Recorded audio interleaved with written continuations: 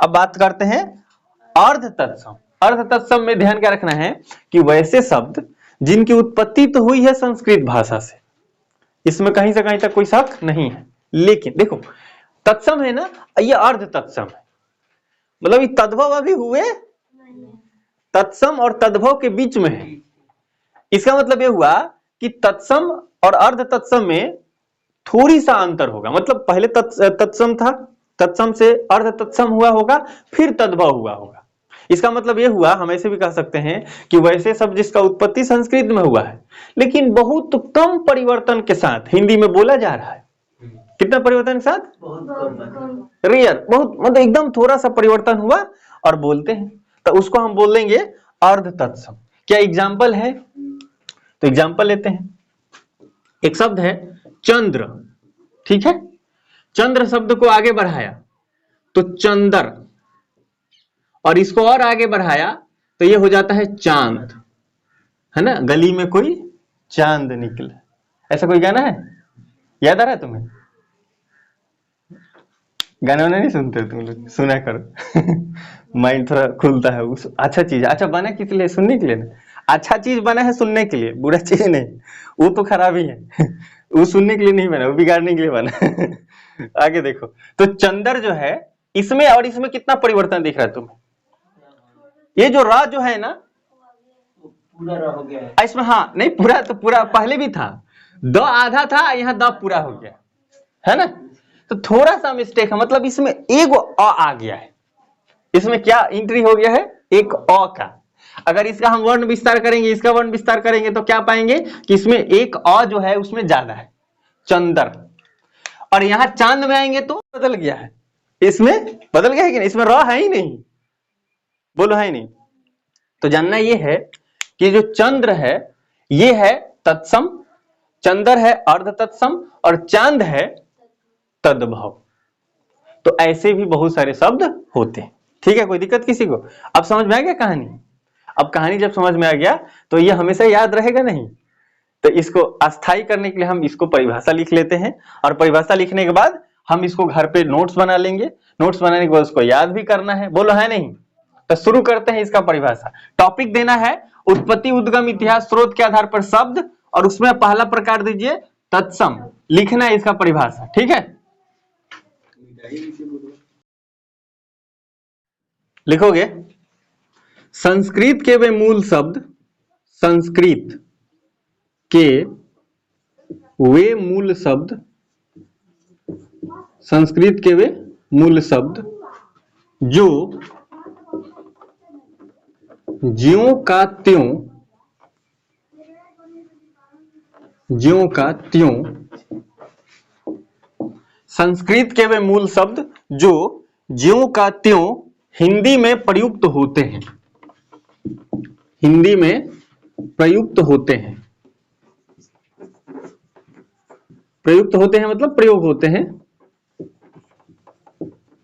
तत्सम शब्द कहलाते हैं, तत्सम शब्द कहलाते हैं। जैसे आज्ञा, ठीक है, ईर्ष्या, ईर्ष्या के बारे में तुम्हें क्या लग रहा है? ठीक है, दुग्ध, दूध भी हो जाएगा। संस्कार, संस्कार होगा कि नहीं ये बताओ? गंगा, पुस्तक, पाठ, पाठ भी होता है, पुस्तक भी होता है। अच्छा, जब संस्कृत में हम पढ़ते हैं ना तब पुस्तकम के बारे में लिखते हैं, अहम पुस्तकम न पठामि, ऐसा लिख सकते हैं। अच्छा, किताबम नहीं होता ना ऐसा नहीं होता, इसलिए तुम्हें ध्यान रखना है कि ये पुस्तक जो होता है तत्सम ही होता है। किताब हमारा जानते हो विदेशा शब्द है ना, ये तद्भव में न रख देना कौन शब्द है? विदेशज, हमारे देश का वो नहीं है ना,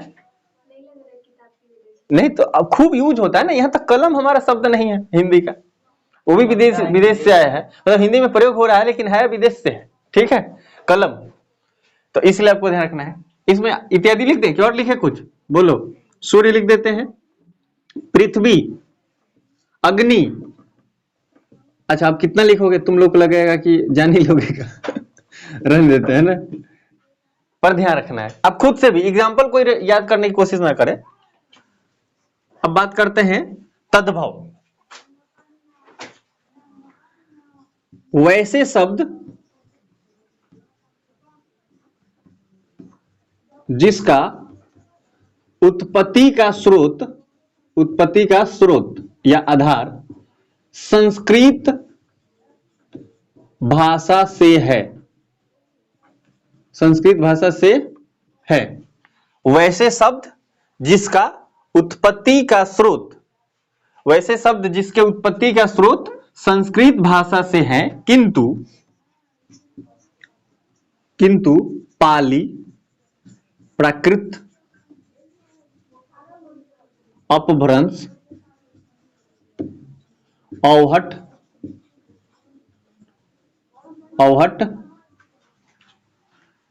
से होते हुए हिंदी में आ गए हैं।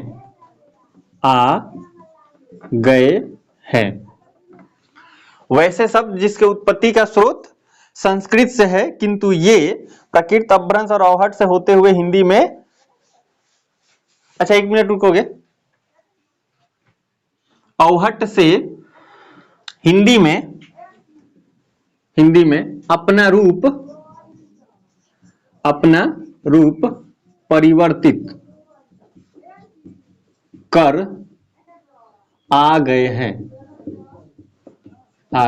और यहां भी ये लगा लेना, ये तो वैसे शब्द जिसके उत्पत्ति का स्रोत संस्कृत भाषा से है, किंतु ये पाली, प्राकृत, अपभ्रंश, औहट से होते हुए हिंदी में अपना रूप परिवर्तित कर आ गए हैं, कोमा तत्सम की तद्भव कहलाते हैं। अर्थात संस्कृत के बिगड़े हुए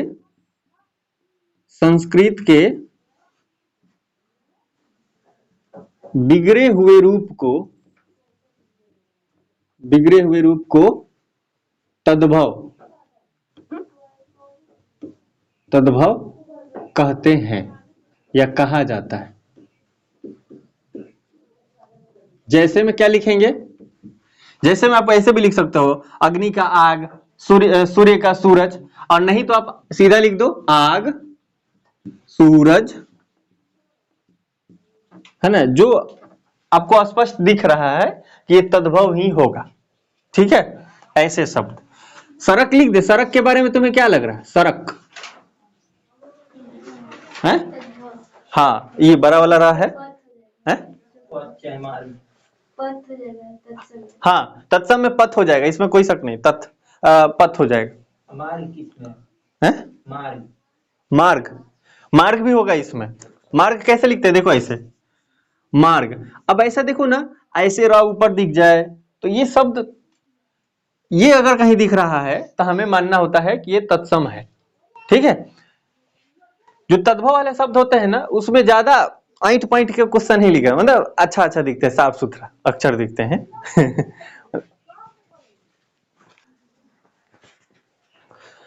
सड़क इसमें नहीं लिखना, ठीक है। और क्या लिख सकते हैं? चांद लिख सकते हैं, अंक लिख सकते हैं। चांद लिख दें, चांद लिख सकते हैं। आग हो गया, सूरज हो गया, चांद हो गया, दूध हो लिख सकते हैं, दुग्ध से हो गया दूध, है ना। चंद्र से बन गया है चांद। आप वैसे भी लिखोगे तो ज्यादा अच्छा रहेगा, है ना। अग्नि से आग, सूर्य से सूरज, और चांद के लिए क्या लिखेंगे? चंद्र से चांद, और दुग्ध से दूध इत्यादि। या ऐसे भी लिखोगे तो कोई दिक्कत नहीं है। अब हम बात करते हैं देशज। मिटाएंगे, लिख लिए?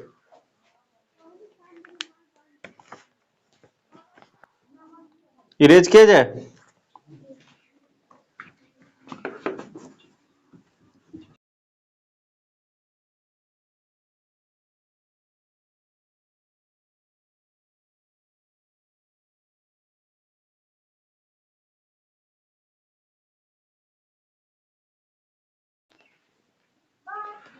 देशज में लिखिएगा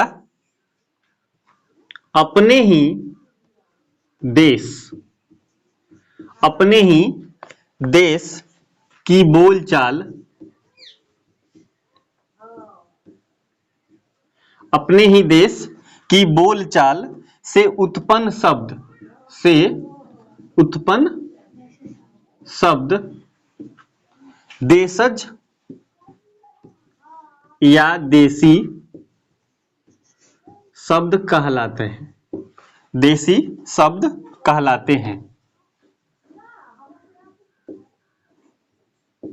अब इसमें ध्यान क्या रखना है, ये है ना, ये किसी क्षेत्र, ये किसी क्षेत्र, जाति, वर्ग, किसी क्षेत्र जाति वर्ग में बोले जाते हैं, में बोले जाते हैं। और इसमें और ध्यान क्या रखना कि लेखक जो है इसका उपयोग कर लेते हैं। अच्छा, तुम लोग क्या लगता है जो हम लोग चाय पीते हैं ये कहाँ का शब्द होगा, चाय? हाँ, ये ध्यान रखना, हमारे देश में लोग चाय जो है ना वो बचपन से नहीं पीते थे। सिंधु सभ्यता वाले और ये बाद में आया। ईसा मसीह के जन्म के पहले हमारे देश में ये सम्राट अशोक चाय नहीं पीता था ये चाय कब आया, ये अंग्रेज लोग लेके आए हैं। और ये अंग्रेज लोग लेके आए हैं और उन लोगों ने ही शुरू कराया है चाय पीना, है ना, है? हाँ, तो ये सब चीजें साथ में ही आया। तो ये जो चाय शब्द है ना, ऐसे तो इसका उत्पत्ति चाइनीज शब्द है, मतलब चीनी शब्द है। तो इसको ध्यान रखना है कि ये चीनी शब्द है। चाय कौन सा शब्द है, चीनी। चीनी कौन सा शब्द है? और ये जो मतलब चीनी जो चाय में डाला जाता है।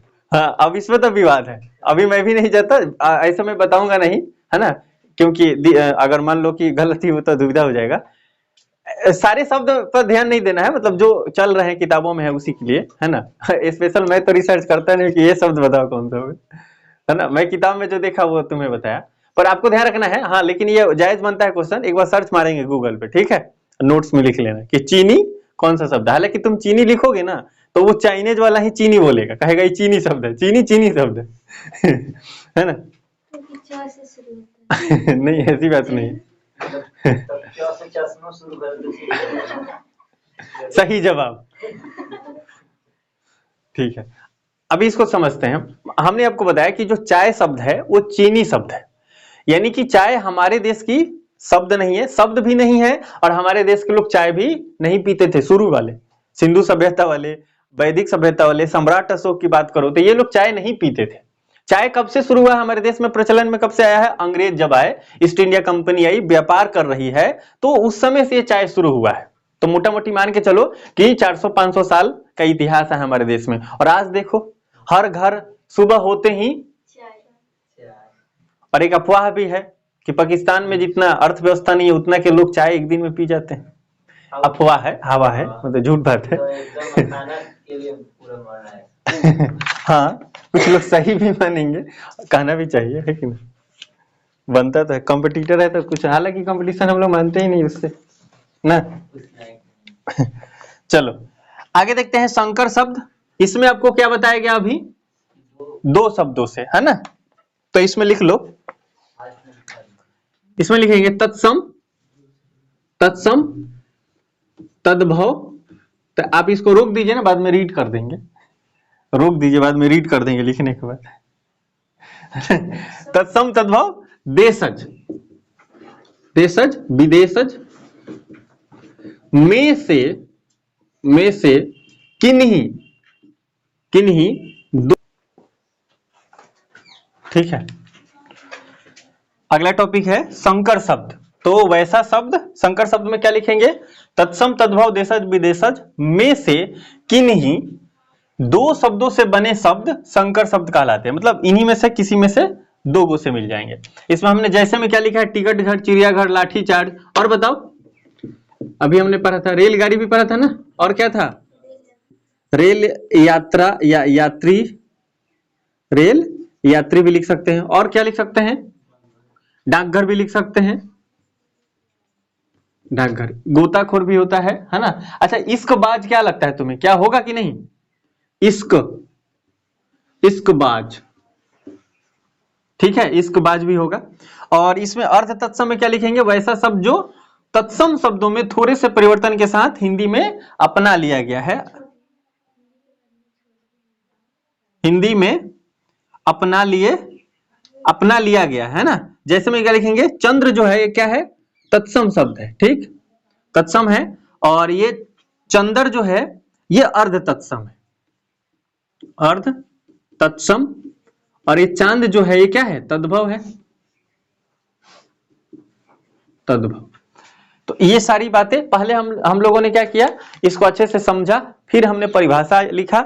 इस परिभाषा को अच्छे से आपको याद कर लेने हैं, प्रॉपर ध्यान रखना है। स्टडी मटेरियल में से और भी आप पुर्तगाली शब्द है ना, जापानी शब्द, चीनी शब्द, ऐसे आप उसमें से और स्टडी मटेरियल से आप अपने नोट्स में उसको हूबहू कर लेंगे। उसमें जितना है छोड़ना नहीं है, उसको कर लेना है याद। और बाकी जो है अगले क्लास में हम लोगों का जो टॉपिक है वो प्रयोग के आधार पर, व्याकरण के आधार पर, और व्याकरण के आधार पर मैं आपको बता दिया हूं, क्लासिफिकेशन तो हम लोग बता लिए हैं कि दो प्रकार हैं, एक विकारी एक अविकारी।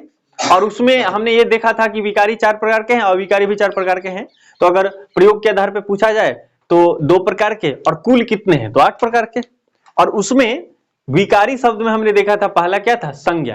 तो अगले क्लास में हम लोग संज्ञा से स्टार्ट करेंगे, संज्ञा के बारे में प्रॉपर पढ़ेंगे। और बहुत सारे उसमें भी दिक्कत है, तो संज्ञा को हम लोग निपटाएंगे, फिर सर्वनाम विशेषण, ऐसे करके कुछ दिनों में इसको हम लोग खत्म करेंगे। ठीक है, थोड़ा लंबा टॉपिक है पर कोई बात नहीं, खत्म हो जाएगा, कोई दिक्कत। तो मिलते हैं अगले क्लास में, तब तक आप अच्छे से पढ़ाई कीजिए। जय हिंद, जय भारत।